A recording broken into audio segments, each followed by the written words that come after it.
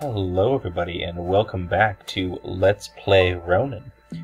We took the sword throw technique last time because we're going to be doing a lot of jumping around and I thought that would be the most useful. So welcome to the second chapter. This is going to be a little bit more interesting than the first chapter, just on account of the levels are increasing in complexity at this point.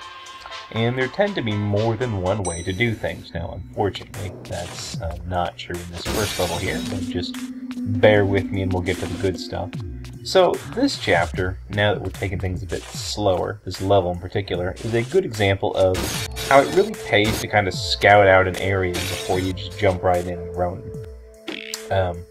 If you just walk into this place for the first time, nothing really looks like anything. It's just a big, jumpy, platformy location inside of what looks like a pretty cool research facility. I think I mentioned before I like the storytelling in the game, so you can definitely tell that something fairly high-tech goes on in the center here, I think. But regardless, a little further attention should show you that there's a lot of these glass things, and people notice glass when it's broken.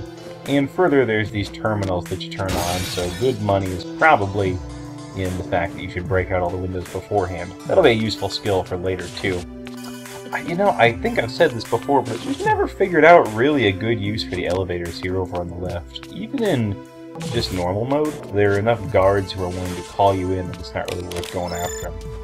Anyway, on normal mode, the tactics don't really change a whole lot from what I showed off in the pro run, or the tougher run, whatever you want to call it.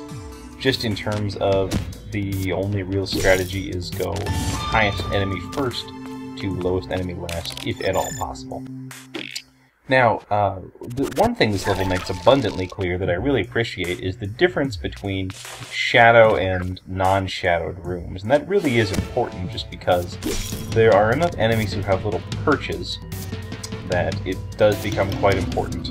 Now, see, we jumped above his shot there so that we can throw the blade down there. It is always worth it to keep an eye on your powers meter to see how much you've got going for you. More of those guards. I do like that you can still get them, even if they're flying far away from you sometimes. Anyway, it does pay to keep an eye on your powers meter, just to see what all you can put out. Now, if any terminal is going to cause a problem, I found it to be this one, just because that guy seems to notice you right off the bat, and he's a bit trickier to get to. You see, there isn't really an area that you can comfortably get to in one go. And the strategy for a lot of these things is just try to get where people can't see you as much, because every turn you spend dodging gunfire is a bad turn. And if you see it, I can jump up in this little alcove here, none of the guys down below can see me. Now, it doesn't put me into free flow mode, because these guys still do kind of notice me. The guy that I was with there still noticed me, I mean.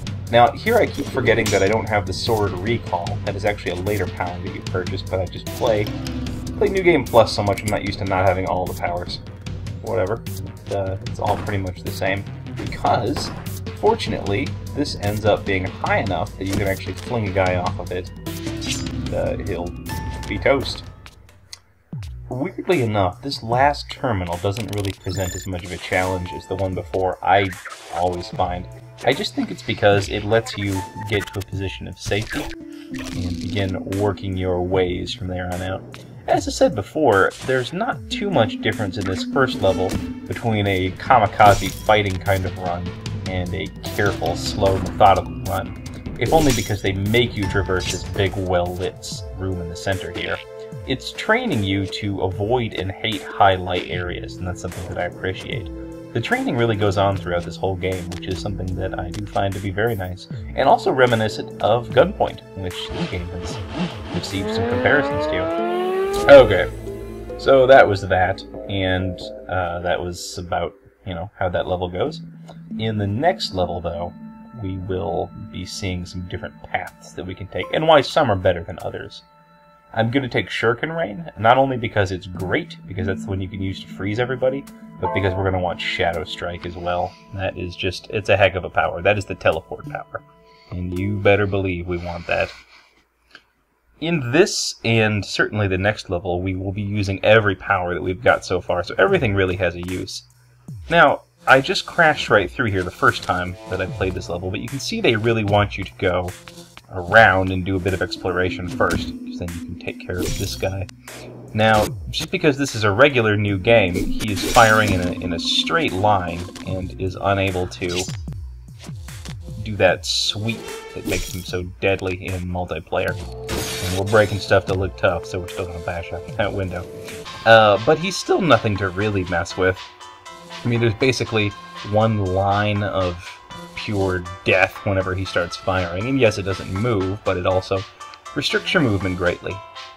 Now, if you remember last time, I said that these two hanging structures not connected by anything in the middle were the deadliest of the structures. And we will be seeing why in just a minute. Now, this section will be a little bit different. I had this pathed out very nicely before.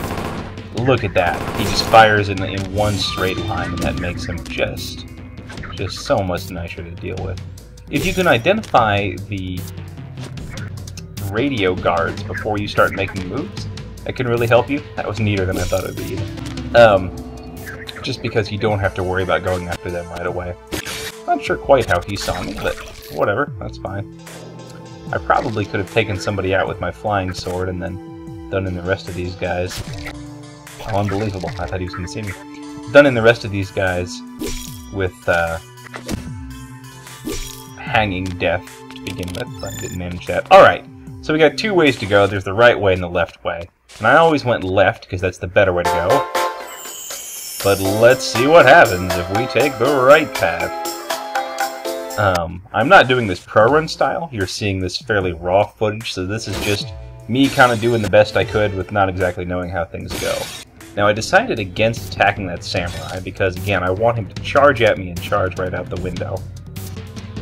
And I'm just sort of jumping up to get out of the way here. Unfortunately, I don't swing quite right and I perish. And you're going to see a few variations on that a couple times, so I figured I would speed up this next section here to make it a bit nicer for you. But basically, what I want you to be looking at is I always try to do that thing where I get him to run out the window. And here I am trying to avoid fire. I'm doing a decent job at it, unfortunately. I didn't land on the ledge up above, and I got shot by the sniper bullet. But you can see them shooting at me from the other side already, and that's part of what makes this so nasty. Look at that. Just based on the vagaries of the game, you can jump in almost the same position, and he'll almost get you the one time. But not the other. Now, look at the lockdown in 5 going here. That is the whole problem with this run, because the guy who's calling me in, you can see, is way over to the left there. And that's just not happening. I'm not getting to him in time. And that lockdown lost me the extra skill point, so forget that. We're going on the left path. Let's see how much better life can be. Again, this is a slightly upper path. It's slightly taller than the other one, and so that will matter quite a bit. Also, just the positioning of guards is important. Now, fortunately, I got the hologram, so I can do that little trick again, where I catapult this guy right out. This is going almost exactly like the pro-run section of this did, indicating that things aren't so different. Now, look, you can see the guard is calling me in, but only after I've dealt with everybody on the left-hand side. And here that shuriken rain will be earning its keep. Not only that, but it actually gets me out of everybody's field of view, which is just very nice. I could probably make myself known and try to get the samurai to dash after me out the side of there, but now that the machine gun guard is taken care of, and one of these pistol guards, it's, I'm not feeling too much pain anymore. You see when these samurai really get going, though, and they start dashing after you, once a turn. There we go. They won't dash at you when they're falling, so as long as you get them in free fall, you're pretty much good. And with him taken care of, that is that. Nobody is really a threat to me down there. And again, that wasn't especially pathed. I mean, I sort of knew what I was doing, but that was a first try thing, and I really wasn't pulling any punches when I went to the right side. And I didn't edit anything out. That was just my first time down here, so that was that for that. That was way better. Now, on this next section up here, again, we've got a bit of a decision to make regarding how we're going to handle things.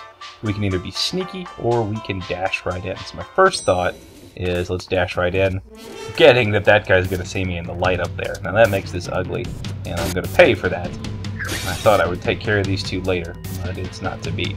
Notice because they already saw me in the light, moving into the darkness doesn't help matters. They've already got a hold of me. Now, you should be able to handle 3 pistol guards, but I didn't quite get out of his field, and so I took it in the teeth. It was my own fault, of course. And that taught me the valuable lesson that I needed to learn, which is, because there's no way around that light, you've got to deal with these guys first. Now notice the difference here, because they never saw me in the light. They don't exactly have a lock on my position, and they're just the easiest of pickings. Alright, now we've got 2 ways to handle this room, so let's bash in the front door and see how that goes. This is what I'm going to be doing a lot more of in this playthrough, is this kind of not really stealthy thing. See, now everybody knows where I am. Now this is an absolutely great time to use that decoy. I really didn't use it much in my first playthrough, and I wonder if that's because I went stealthy all the time and didn't need it as much, because it is just about necessary if you're going to be doing an action-style playthrough. I probably should have died there. That was a real close thing. Not a strategy I would recommend to anybody, but it seemed to work out well. So with 1 guard left, that's about that for that. Let's see how it goes if we go the stealthy assassin route. Again, this is more what you would see in my pro run. And so I'm actually not going to show the stealthy assassin mode for the final level, but just for comparison's sake, I thought it might be fun to give you a little preview. This is funny because I haven't used my decoy yet, but this thing ends up taking just about as much time because I'm playing jump and avoid there. I eventually had to get the limit break to even take one of them out. But this really does also highlight how useful it can be jumping behind guards. See, it takes them that extra turn to turn around and get a beat on me, which gives me quite a bit of movement that I wouldn't otherwise have. If you don't have levels patched out very well, a lot of your time is going to be spent maneuvering like this, and this is possible in New Game, but if any one of these guys... I don't think I can reload a objective anymore. I was going to try to do it stealthy, but I went too far. Anyway, if even one of those guys was a machine gun guard in New Game Plus, forget it. That room would have been very near to impossible. So that, of course, is the reason that you path things in New Game Plus. But that's an advanced game tactic, and frankly, I don't know. I find some enjoyment in the challenges that aren't so bad that you basically have to path them in order to complete them. Now, don't get me wrong. I also think the extra hard challenges are super fun, and I like those too. But I appreciate that there's a mix in the game. I'll say that. I like that low, mid, and high level play are also very possible. All right. Next, we're going to go for this little dummy here because so determined are we to get the teleport.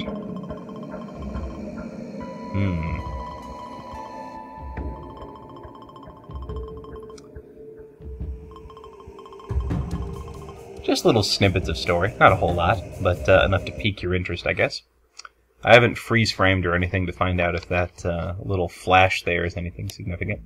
Anyway, we saw before that everybody is aiming at the front door, so let's see what happens if we barge right on in. The theme of a lot of things in this level are technically possible. Let's see, I jumped a little bit too high there and got clipped, but definitely not recommended. I'm not cutting out this stuff because part of the reason for this, like I said, was just to show off what regular play is a bit like. Because these paths are all very unoptimal, I haven't really spent a lot of time pathing them out necessarily. See, look at that, that's ugly. I can probably jump up, I can, and avoid him, but I think that gets me. And so what you're really seeing is just a raw, the kind of trial and error that you're going to get in most of the game. So I know that things go badly for me if I can't get to that first guy right away. And so I slide down the wall and notice that yes, in fact, I can jump far enough to smack him. Now that lets me put down a decoy, and it's a little bit luck of the draw that I managed to completely avoid being hit by his stream of bullets. That may not have worked every time. Fortunately, it worked the first time I tried it, and that's what really counts after all. Now I'm using their long reload time from machine gun guards here to get out of their way. Also jumping near somebody and then using the resultant bit of jump to take them out is a fancy old term. I tried to pause there, but I forgot that because those guys down there still technically know where I am, I can't go into free flow mode, which is unfortunate. Incidentally, if you're thinking, boy, this probably wouldn't be super possible if we were playing in New Game Plus mode, you are ultra right. Now again, I take this guy down, and the other guy has a second to turn around, one turn to turn around, and that's what lets me take him out thusly. And I'm just going to wait out these machine gun rounds again. Fortunately, while they were going, I can sneak down here and deal with him. There's a bit more of a puzzle aspect to the machine gun guards when they only shoot straight, because their line of bullets means there's essentially one area of the level you can't interact with. I considered briefly going up here the sneaky way, but then I figured, no, we're doing this all the kamikaze way. But you can still sort of puzzle your way around those guards. And here's a door I didn't, really show off in the pro play, because it puts you right in the darn center. And really the only way to handle this is to divide and conquer. So you want to take... I've found that the right part of the room tends to work better. I've actually done this one before, so I'm a little bit better at it. The powers that you take obviously influence what kind of things you can do. I'm not claiming that mine are optimal, I'm just saying they work pretty well for me. And now that I'm out of sight, I can do my whole stealthy kill thing here. So, it's true that at low and mid levels, this is sort of what I'm wanting to show off. There's almost a bit different kind of fun that you can have, because a single machine gun guard with the spray of his bullets would destroy any possibility I'd have of taking any of these levels out this way. I maybe still could have handled walking up that middle door there, but I'm not actually even sure. I gotta collect this, so I'm gonna get one. I'm not actually sure that it would be, like, even possible to go in the front door and survive. I guess since you start off with all powers, you could potentially use a lot of teleporting and decoys and things like that and make it, but boy, it'd be tough. I should try that. I should try going completely crazy kamikaze and see how things go for me. Now, because I'm not going to be able to make it out of his field of bullets there, I gotta do something like this. And now, since he's shooting up, I can take this guy down here. Like I say, it just makes them a lot more pleasing, puzzly type enemies rather than just these death abominations like they were before. Now, I've only got 2 turns here, but I'm reasonably sure I can make it to him and knock him over just that one turn. Indeed, I can. And now, I'm going to try to walk up these stairs. As the thing says on the tin, this is really not a good idea, and I actually cut out a large number of runs here. Because, again, I didn't pat this, so this was me learning how to do it, but here's how I managed it. Look at that. Look at that frankly absurd number of bullets coming at me. Even here, if more of these guys were machine gun guards, even the ones that point straight, this would be not super possible. Look and see the right-hand guy up in the top there counting down for me. That is super deadly. Really what it's all about when you've got all these bullets pointing at you is, if you're on New Game Plus and there's a lot of machine gun guards, you're just lost, so that's that. But if you're not, if you're on regular New Game, or if you're on New Game Plus and it's mostly handgun guards, just keep yourself out of reach of as many people as possible. Now, see, he saw me, and so he stopped his count. I probably could not have made it. In fact, I couldn't have made it to him in only 2. So if he had been a dedicated alarm guard, this level would be over. And because I'm close to everybody now, I've got up enough for... Oh, that shuriken rain is so nice. You can only use it when you're jumping, so I don't tend to stop in midair as much as I maybe should. I don't use it as much as I should, but this was honestly kind of even a lucky run. I got a lot of things went right for me. I'm being cautious here, which is always nice when you're this far into a run. Because that last guard started counting down on me, I'm able to get the jump on him. So I hope this gives you some sense of what it's like to do a complete kamikaze nuts fight. It really is pretty fun once you pull it off. Expect to grind through these things a good couple of times, you know, discovering exactly where the bullets are and where the guys are and where threats tend to come from. But again, on this low-level play, it's perfectly possible.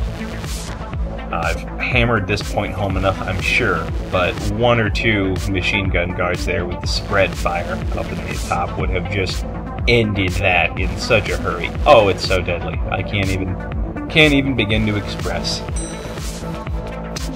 The non-randomness of these lower levels also helps out quite a bit too, knowing that you're going up against mostly pistol guards. So that's it for level 2. I'll see you guys for part 3 next time.